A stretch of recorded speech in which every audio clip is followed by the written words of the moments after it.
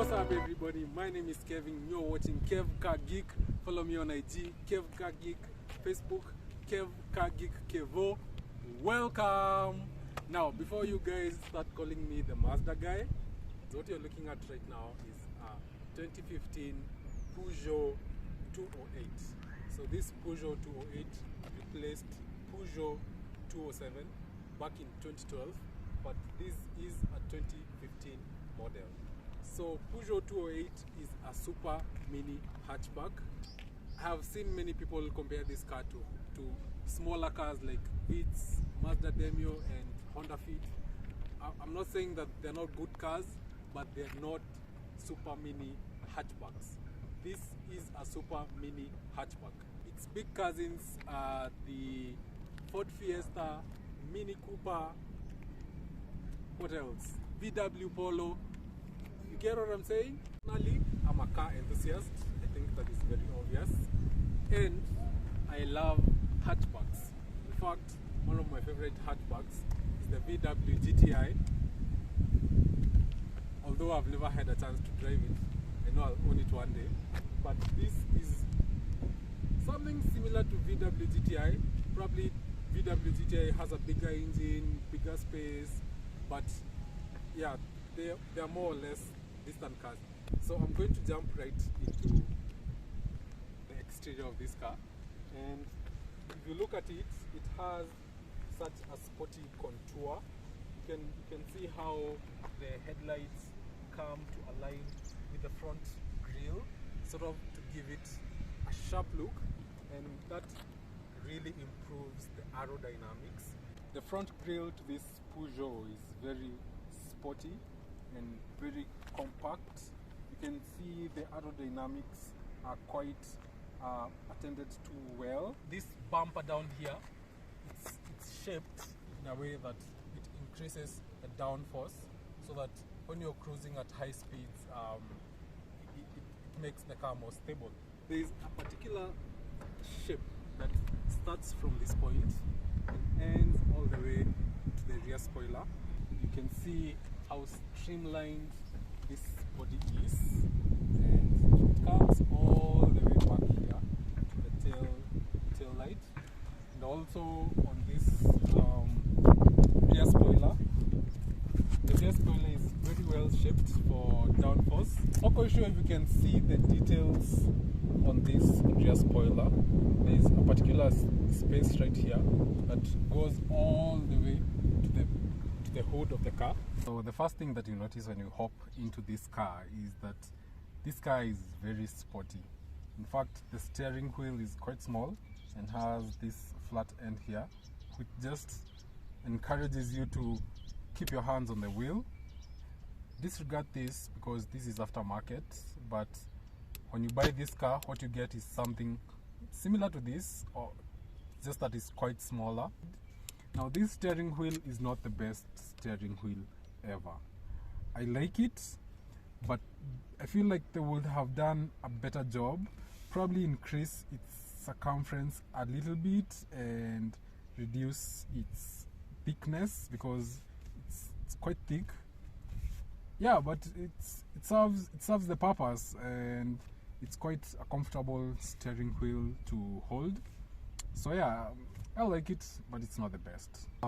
The way the digital gauge cluster lightens up when you turn on the car. Oh, sorry, not turn on the car, but switch on the car.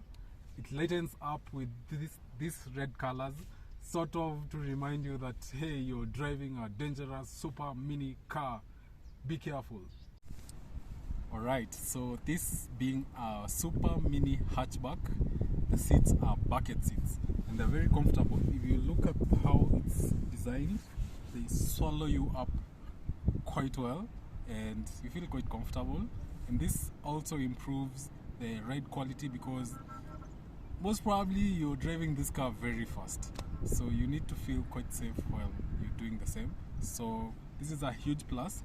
And also the back seats are very comfortable. You have ample of headroom, and as I said, the seats support your back so well. You feel so comfortable.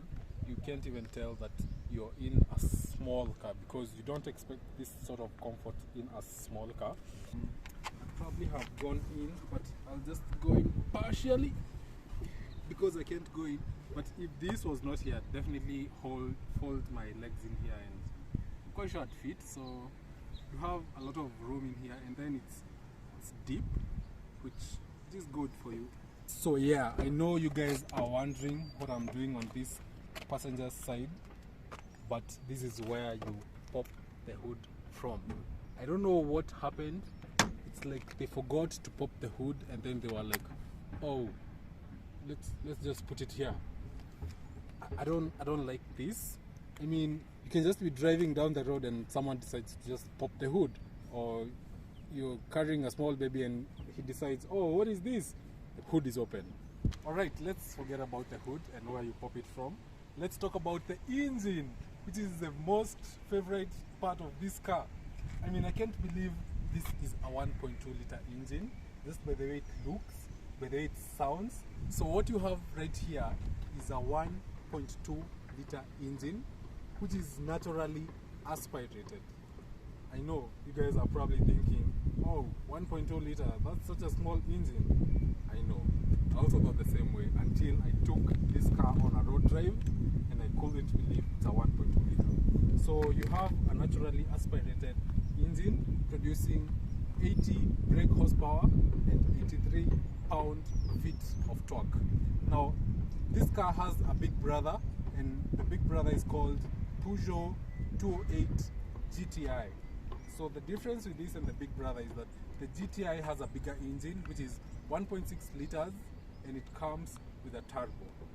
And the story doesn't end there. It comes with a stick shift. Oh my gosh. You can get the GTI with an automatic transmission. So this engine is a petrol engine, and it comes with a semi-automatic transmission. The semi-automatic transmission in this car is not your usual automatic that you get in other cars. One big difference is that this car has one clutch.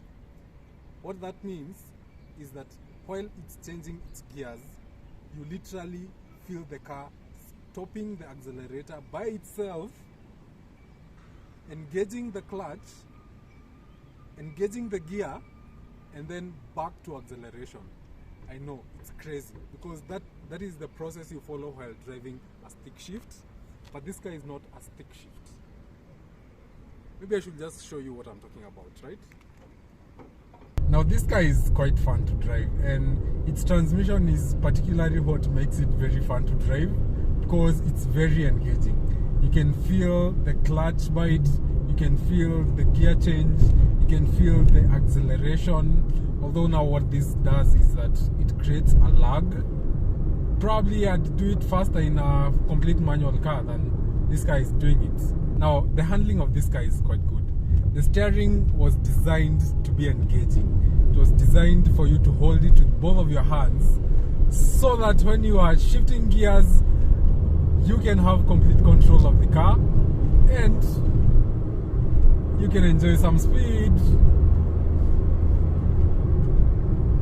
Now, I don't believe I'm doing this with a 1.2 liter engine. It's crazy, man. It's so crazy. This is a very engaging ride, and that is what it was built for. To be engaging, to be fun, to be quick, to be crazy. This car makes me wonder how its big brother drives, the Peugeot 208 GTI. I mean, I can't wait to get my hands on that car. It doesn't necessarily have to be a manual, but oh boy, if I got a manual, I'd do crazy stuff with it, man. Crazy stuff, I bet on that. Now, let's wrap this up. This car is fun to drive, it's very engaging.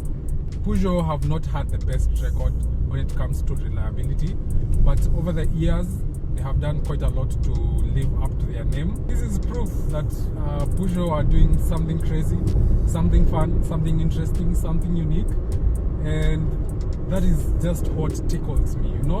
In fact, this is one of the coolest cars that I have had in my channels. Not have said coolest. Cool. Yeah.